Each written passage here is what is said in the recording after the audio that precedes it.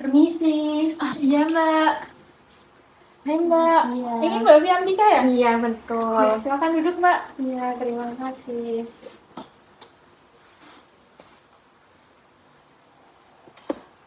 Mbak Fian dari mana nih hari ini? Dari rumah. Kegiatannya apa? Ini kan udah jam 12 nih.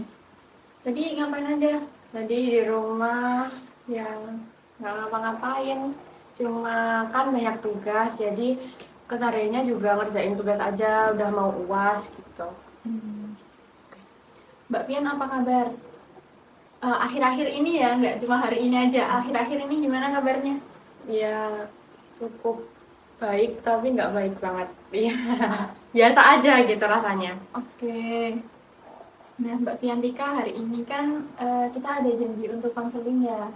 Nah, di sini Mbak Fiantika itu bisa mencurahkan perasaannya nih tanpa harus takut. Nanti yang aku ceritain bakal kesebar nggak ya ke teman-teman gitu.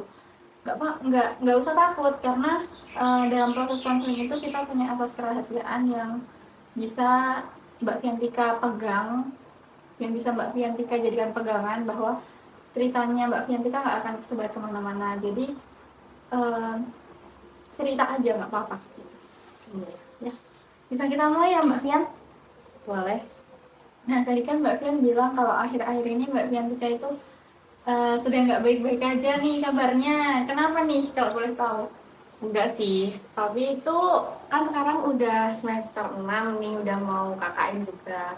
Otomatis kalau KKN itu kan harus ketemu sama orang-orang baru lagi nih, kan gitu. Padahal nggak tahu kenapa ya, tapi aku tuh bingung kalau mau ketemu sama orang baru tuh rasanya kayak pasti orang-orang ini bakal menilai aku gimana gitu loh. Jadi tuh kok jadi kepikiran nanti mereka mau nggak ya temenan sama aku, atau aku nanti malah kayak nggak dianggap atau nggak diajak apa gitu. Ada sih kayak gitu pemikiran sempat. Oke, kan setiap pemikiran itu pasti punya alasan ya Mbak buat muncul gitu.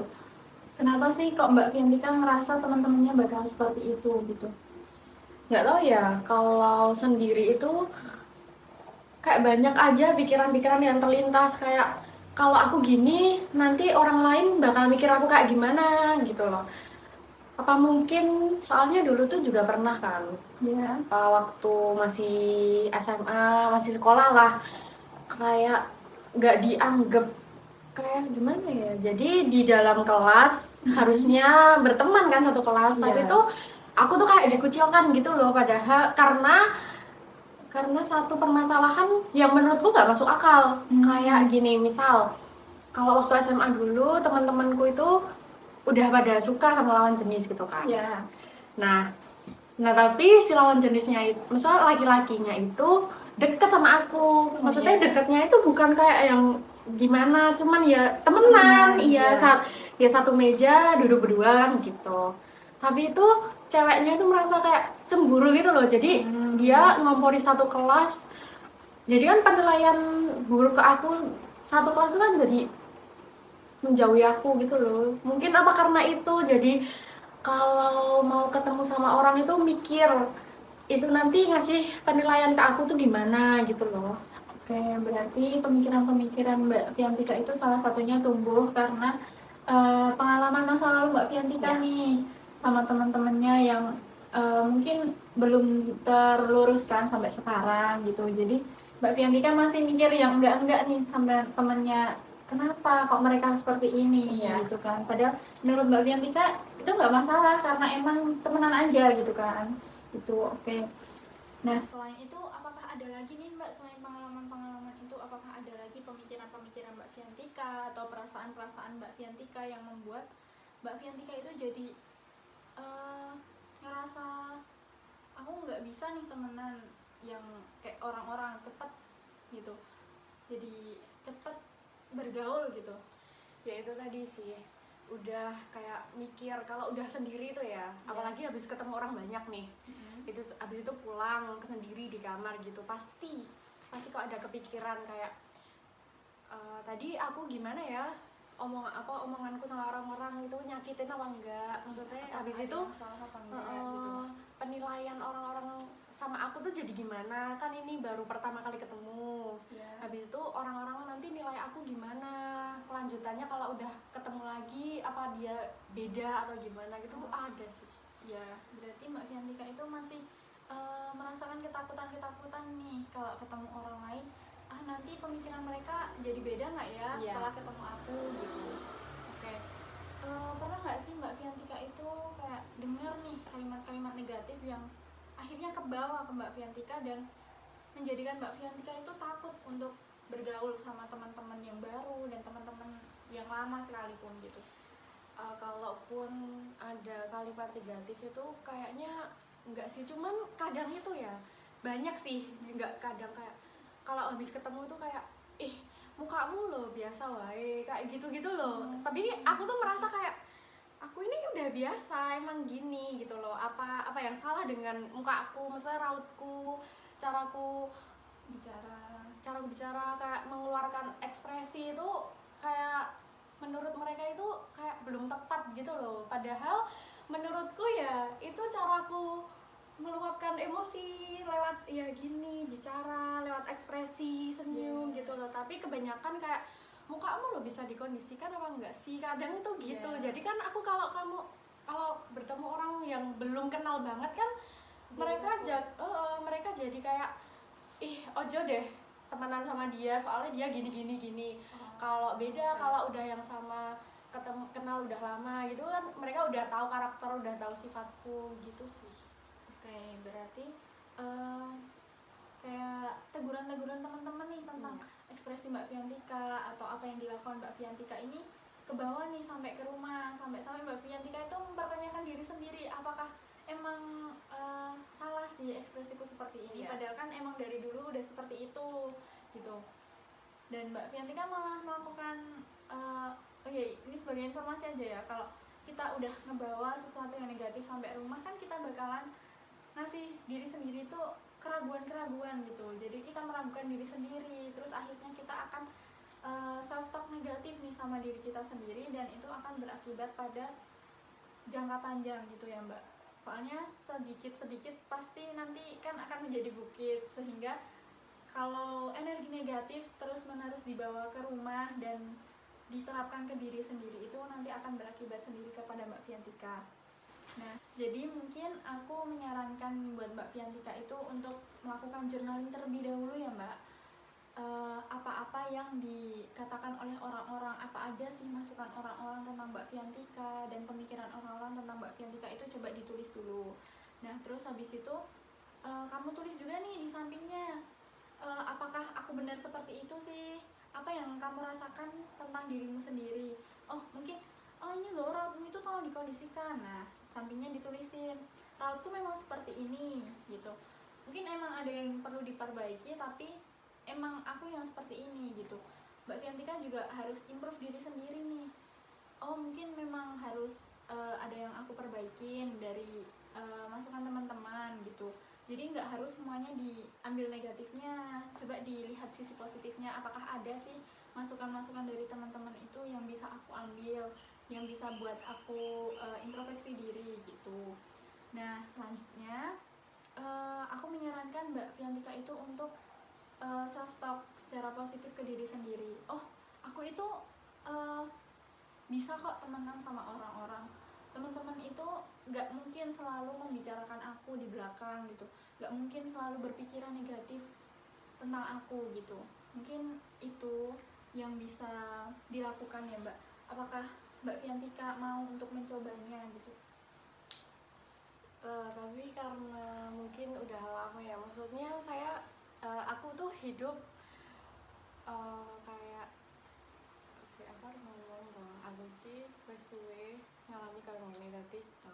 Jadi aku tuh udah lama sekali ya kayak mencoba berteman sama yang bener-bener klop itu kayak masih susah karena ini udah 19 tahun mungkin, jadi kayak susah banget. Ya ora lah, emang aku kancanan kecil bodoh. Nah, seperti itu ya Mbak Fiantika. Yang kalimat-kalimat negatif seperti itu yang mungkin harus dikurangin sama Mbak Fiantika gitu.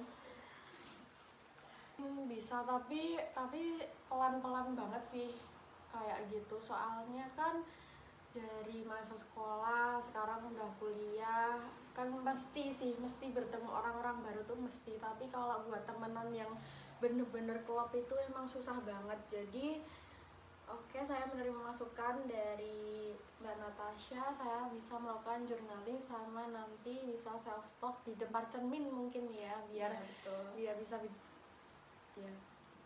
Oke, nggak apa-apa kok Mbak, mulai dari langkah kecil dulu. Kita kan dulu nggak langsung bisa lari kan ya pas kecil, jadi nggak apa-apa, kita merangkak dulu, terus nanti habis itu kita bisa jalan pelan-pelan, habis itu kita bisa lari gitu. Jadi semuanya dimulai dari langkah kecil, jadi hargai semua langkah kecil Mbak Fiantika, dari menulis, terus setiap hari diusahakan untuk melakukan self talk secara positif ke diri sendiri. Oh, aku itu worth it kok untuk diajak berteman gitu, contohnya seperti itu. Mungkin Mbak Fiantika bisa mencobanya. 1-2 kalimat apa sih self talk positif apa yang mungkin bisa Mbak Fiantika tanamkan? Mungkin dari yang hal sederhana dulu ya, kayak kamu gimana ya, kamu bisa kok berteman sama semua orang, nggak semua orang itu bakal membicarain keburukanmu di belakang. Mungkin itu sih, itu dulu Ya, oke. Itu udah langkah yang sangat besar sih Mbak untuk dirimu sendiri, dan nantinya dari hal-hal kecil yang kamu lakukan, yang kamu rutinin itu bisa membantu kamu nantinya ke depannya gitu. Jadi semangat ya untuk melakukan self talk positif di depan cermin utamanya, biar kamu bisa lihat nih raut mukaku seperti apa, terus ekspresiku seperti apa gitu. Terus apakah masukan-masukan positif itu dapat masuk nih ke diriku sendiri, karena kalau Mbak Fiantika dirutinin itu bakalan lama-lama tertanam gitu ke diri sendiri. Pelan-pelan aja nggak apa-apa, karena sesuatu yang negatif itu bakalan cepat masuk daripada sesuatu yang positif. Jadi kamu nggak boleh menyerah untuk melakukan self talk positif pada dirimu sendiri, dan rutin setiap hari gitu ya Mbak. ya. Bisa nanti kalau udah selesai saya sampai rumah nggak lagi mikirin hal yang buruk dulu, jadi saya berusaha dulu ya Mbak. Ya nggak apa-apa, sekali mikirin hal-hal yang buruk nggak apa-apa, tapi kan tadi aku udah bilang kalau kamu bisa kok journaling. Oh, ini loh sesuatu yang buruk yang aku pikirkan, ini benar apa salah sih gitu. Jadi dipetakan apakah pemikiran-pemikiran buruk itu benar atau mungkin salah untuk diriku sendiri, apakah ada input positif yang bisa aku ambil dari pemikiran-pemikiran itu gitu ya Mbak. Iya. Ya, oke. Dari sesi konseling kali ini kita dapat mengambil kesimpulan bahwa Mbak Fiantika itu merasakan ketakutan untuk melakukan membuka pertemanan dengan orang-orang yang baru gitu ya Mbak, karena punya pengalaman yang agak tidak mengenakan untuk Mbak Fiantika dahulu. Terus habis itu punya pemikiran-pemikiran nih tentang teman-teman yang mungkin nggak mengenakan gitu kan. Nah, tadi aku udah bilang bahwa Mbak Fiantika bisa melakukan journaling maupun self talk setiap harinya untuk mengurangi pikiran-pikiran negatif itu ya Mbak. Oke. Apakah ada yang ingin di-sharingin lagi nih dari Mbak Fiantika? Sepertinya udah cukup itu dulu sih Bu Mbak. Oke. Kalau gitu kita lanjutin ke konseling selanjutnya ya Mbak Fiantika, untuk memantau apakah journaling dan self talk ini dapat diterima Mbak Fiantika gitu. Oke. Nanti kalau ada yang ingin ditanyakan atau di-sharingkan lagi, Mbak Fiantika bisa WhatsApp aja. Iya. Biar lebih mudah, biar nggak capek banget nih kalau sampai sini ya. Ya. Oke. Iya. Terima kasih udah mau sharing sama aku. Terima kasih udah mau terbuka gitu. Terima kasih juga udah mau dengerin cerita saya gitu ya Mbak. Mungkin kita cukupkan ya Mbak untuk sesi konseling pada hari ini. Mbak Fiantika nanti hati-hati di jalan. Iya, terima kasih. Ya. Selamat siang.